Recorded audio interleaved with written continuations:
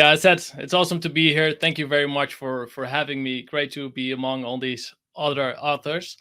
And I want to kick it off with a question because the first question is going to be, what is your favorite thing about Christmas? And please type in the chat your answer. So what is your favorite thing about Christmas? And of course, I can tell for myself, for me, it's a Christmas dinner. I love people. I love the conversations during the dinner.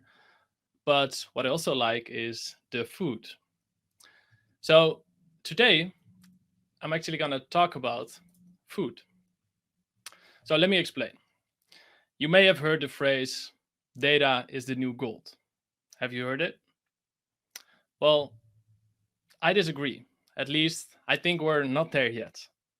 Because many projects do not lead to business outcomes. And you may have found that you analyzed the data, you found some insights, but the business did not use those insights, or they did not use the dashboard that you built so eagerly. And I think it's a shame, but it also means that data is not gold yet. But then the question is, what is it if it's not gold? And maybe if you listened carefully to the introduction, you may be able to guess it. And the answer is data are like walnuts. And of course, I brought a few here so you can see them and hear them.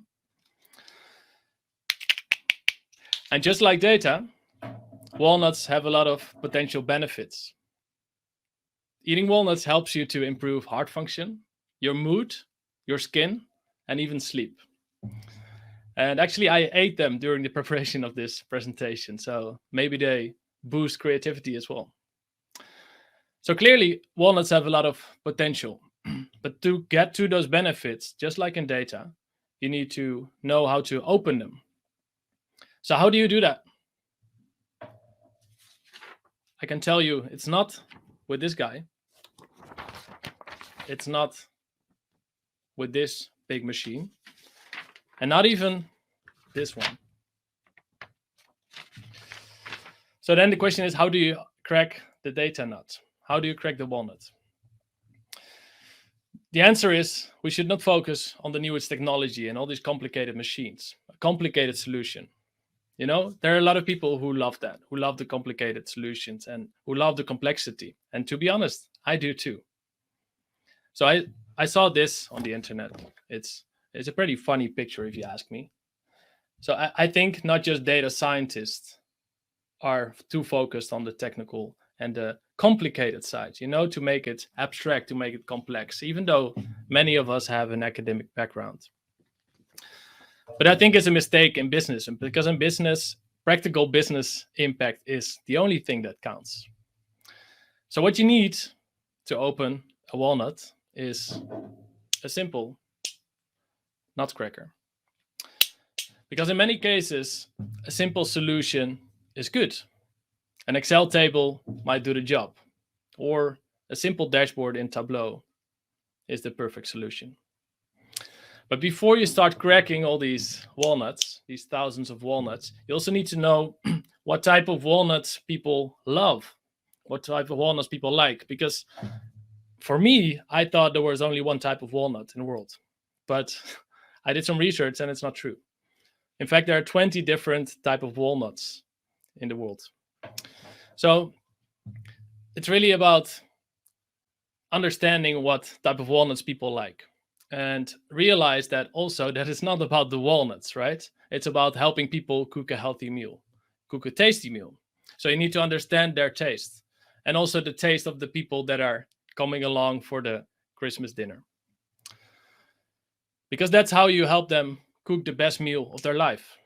And if it's the same for data. It's not about the data, because data on itself doesn't do anything. It's about helping people make better decisions.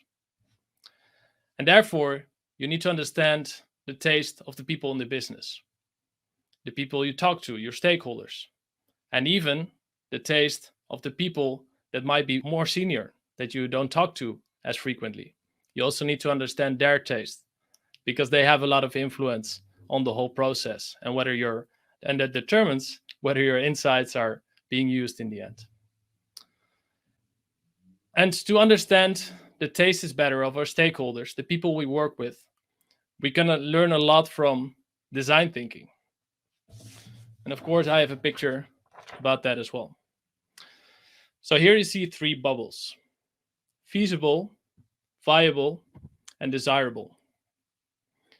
So feasible is about just trying to find opportunities in data, building data models without understanding the business need. And then we have viable. That's all about the question: does it serve a business purpose? Does it generate a profit? Does it decrease risk or costs? That's what this is about. So you can ask them, why do you need it? And what's the business purpose? What's the business question that you're trying to answer? And then on the top, desirable is all about people. And that one shows what is important to people. So you can ask people, what does success look like to you? And who else is involved? What are these other stakeholders that also have a certain taste? So also, when you understand what's desirable, you can also understand, okay, what are the algorithms of people? What are the algorithms of the people involved, the stakeholders? I talk a lot about that in my book, because algorithms are basically behavioral patterns and the other way around. And by understanding other people's algorithms, you communicate better. And in the end, you also make a bigger impact with your data. So to conclude, simple solutions are good. And business impact is the only thing that really matters in business. So ask good questions. And do not only look at what is feasible, what is technically feasible and possible, but also look at what's viable, what's generating a business, what's generating a business profit, or decreasing costs, decreasing risks, what serves a business purpose. And then what is desirable? What do people like? What are the tastes of people? What are their preferences? Because that's what you need to know in order for you to crack this data nut. Thank you. Wow, I love it. It would be interesting if the nut didn't actually crack. Have you practiced this? This is awesome. Yeah, I did not. So I did not have a plan B there. That is a lot of pressure, man. You're live with thousands of people here. So I love it. Thank you so much for the story. That was really great. Quick reminder for folks that best question asked picked by Gilbert will get some books, and we do have some questions that I will take from the audience for a couple of minutes. I wanted to start with a question here. What is more important in data storytelling, explanatory or exploratory data analysis? Tough question. I think for exploratory data storytelling has its purpose, but it's mainly effective, I think, for explanatory, where you found some insights or you found some ideas and possible ideas that will serve a business purpose. So I think in that way it's more effective and more impactful, especially because you talk to that's the area where you usually talk to stakeholders that are less technical, that are less data savvy. And then a story will make it much more easier to comprehend and make it more persuasive. Thank you. We have a question here that's relevant to your prior career, I guess, as a poker player. So Jessica's asking, have you ever made a life-size scatter plot using poker chips? I mean, if not, you have to do this. I have not, but you're giving me ideas here. So thank you. Awesome. Thank you for the questions. Ravit, any questions before I go on to the next one? I think there's one interesting question from Larissa there. She's asking, how do you grab your audience first, relating to the people in the group or a powerful punch of analytics to highlight the main point of the meeting? Interesting. Mm-hmm. Yeah, it depends. It depends on the audience. So for very busy audiences, for example, if you talk to the CEO or very senior people, they might only have 5 minutes or 10 minutes. You can use the pyramid principle, where you tell the key insight first and then the supporting arguments, the why. Mm-hmm. But if you have a bit more time, I would suggest that you grab them with a hook, something that is not revealing everything right away, like I did. So I talked about food, right? And you had an idea about the walnut, but I did not give away everything. Like, it's kind of a build up. And usually that's more effective to have more memorable insights that are also more persuasive. But if you don't have the time, then use the pyramid principle. You can look it up. Got it. Yeah, that's very helpful. Thank you.